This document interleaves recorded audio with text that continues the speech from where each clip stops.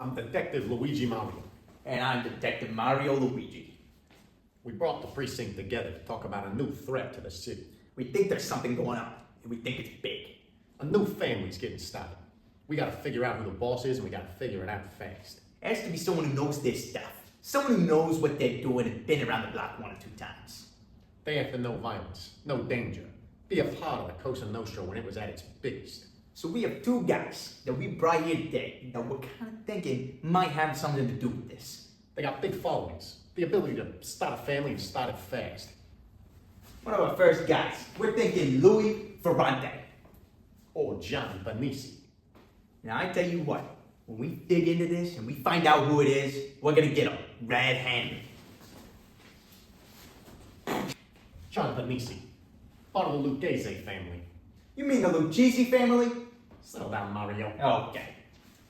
The Lucchese family, often known as the Lukes, were one of the 5 families in New York, one of the most prominent. Not the biggest, because clearly the biggest was the Gambino family. This guy. I tell you what, It doesn't matter who the biggest family is. It matters who the most dangerous. they were the most dangerous. They did the most. They had hijacking. They had extortion. You don't even know. They also did loan sharking. The Lucchese family, they were real mobsters. They specialized in the garment industry. Their last boss, their current boss, Victor Amuso, is still running things out of his jail cell.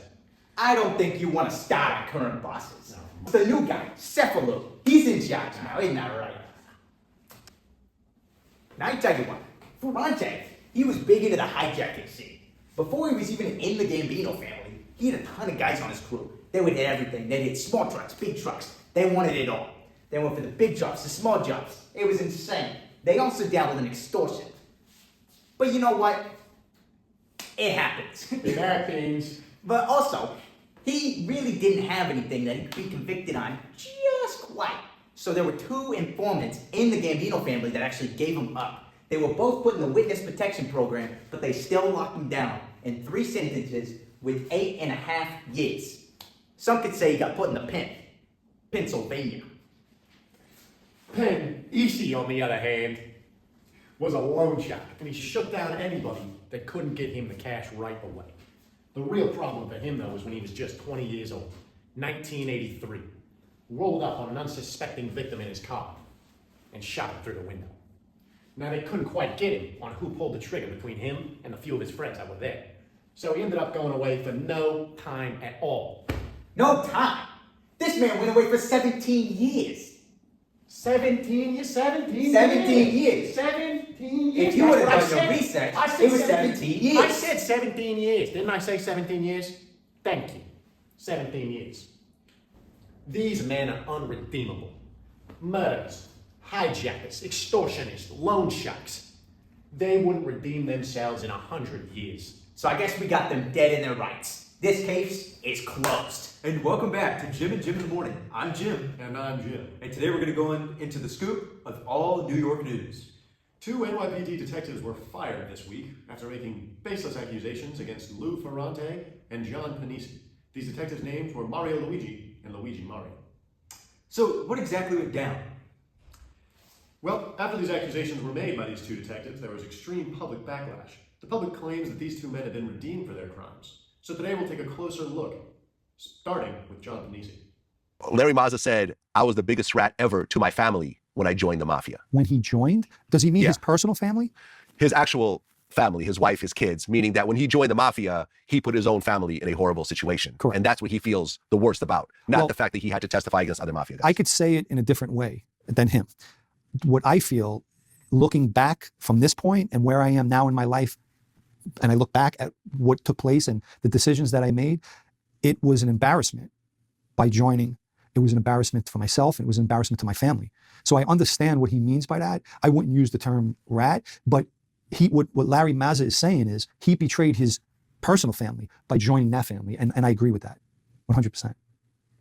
So ultimately, you regret joining the mafia. Absolutely. Today, as we sit here, absolutely. Because what I thought was not. Well, Jim, it seems like this guy really cares about his family. I think it's painfully obvious how much. Not in the same way a lot of other mafia members do, though. This is a man who cares about his real family, his blood family. On the other hand, he feels betrayed by the family given to him. I think that you can clearly see from this man, John Pennisi, he does not associate with the mafia anymore. Whether or not he feels true regret may still be up in the air, but he definitely has no ties with those who betrayed him. Oh, we have another source that just came in to help elaborate us on the story. How does it feel to be a made man? You take this oath saying you'll never do this. You know that the penalty for this is death. And now you're publicly getting on the stand and breaking everything that you signed up for. Well, the people that you were speaking about that put these rules into place, and it was well before my time, followed the rules. The present day of the guys that put the false wire on me broke the rules. So you're talking about one rule, right, where you're not supposed to speak, right, about this organization. Yet the organization and its members broke all the other rules. So, I would like to ask them how they felt. So, Jim, what do you think that adds to his testimony? I think through a clip like that, you can really see how far Pennisi believed the mafia had fallen. This was not the honorific organization of the past, simply a shell of itself, in a constant cycle of betrayal and breaking their own code. Pennisi saw himself as nothing other than the next in a long line of mafia members who broke the rules. This was not a betrayal from Pennisi to the mafia. This was him making up for everything he'd done over the course of his life. I have one more quote here to shed a little light on the story. This should be fascinating. This just came in. Pennisi, when asked why he decided to flip to the FBI, responded with this. I didn't live by a train station. You had to walk there. There was no planes flying around. It wasn't an earthquake, Gary, I swear to you. I had wine glasses and different glasses and dishes in the house. Everything was shaking in the house. Bing, bing, bing, bing, bing, bing. I even called my mother up and I says, I want you to listen to something. This went on for hours. She says, what is that? I says, it's the glasses. I prayed to Grandma and Grandpa. It's the glasses and the dishes and the house is shaking. Gary, I can't even explain it. That was my sign to go. Fascinating clip there. What do we take away from that? Well, debatable whether or not Pennisi was of sound mind and body, but there can be no debate. He cares about his family. He truly had himself convinced that his grandmother and grandfather came to haunt his home in order to get him to flip and turn to the FBI. This is a man of strong personal conviction. And whether or not he was right about this mysterious haunting doesn't change the fact that clearly he believed what he was doing was right. So, Jim, this guy seems like he's clean. I would say as redeemed as a man can be. Maybe not for all the right reasons, but redeemed nonetheless. And now to our next subject. Louis Ferrante. And today we're going to see if this is a real monster or if this is a redeemed man. And now for our first piece of evidence. Our first source is a quote from the man himself, Lou Ferrante. He says, I met Dave Black, a writer for the TV show Law & Order. He gave me a chance. He looked at me with an open mind. He was a sweetheart in the end. Ferrante also said, I would wake up in cold sweats, regrets and stuff, if I had traumatized somebody. I have deep regrets, but now I've moved ahead, helping people. Do we glamorize the mafia too much? Yes. Are you kidding me? It's disgusting. What exactly does this tell you about a man like Louis Ferrante? I think it shows that he was helped by somebody and now he's trying to give back. He gives back by doing many events for many traumatized teenagers who are just trying to get by. He gives them money, he gives them time, and he tries to help them succeed. A powerful message and a strong indictment to his character. Now we're going to do a deep dive on more of what helped him in this change. Right? An amazing story, if you don't mind me saying. You were 8 years in prison, you'd worked for the Gambino family, you'd seen some incredible things, and you, frankly, you've come out smiling, and you've written a wonderful book. But it can't have been easy. No, it wasn't. It was very difficult at times. I had a roller coaster ride of life up to date, and it was a book that I did not want to write. Yeah. I learned how to write in prison, and I learned. Is it fair to say you'd never read a single book before you went to prison? That's correct. I'd never read a book in my entire life. I was literate. I did know how to read, just never read a book. And I began to read in prison. The solitude was a blessing in the end. I had nothing to do but read, and I fell in love with books. And I read until the muscles in my eyes ached. And eventually I began to write. And how I learned to write is because there's no college or university courses in prison to teach you how to write. I would read the great 19th century fictional authors and see how they developed plots and built characters and developed a storyline. And I would analyze each of those authors, knowing that the greatest works would display their greatest talents. And that's how I learned how to write, and I wrote fiction. Writing this book was a good thing because I refused for quite some time. Eventually I did break down and give them what they wanted. And it was very cathartic. It was therapeutic. I got it out of me.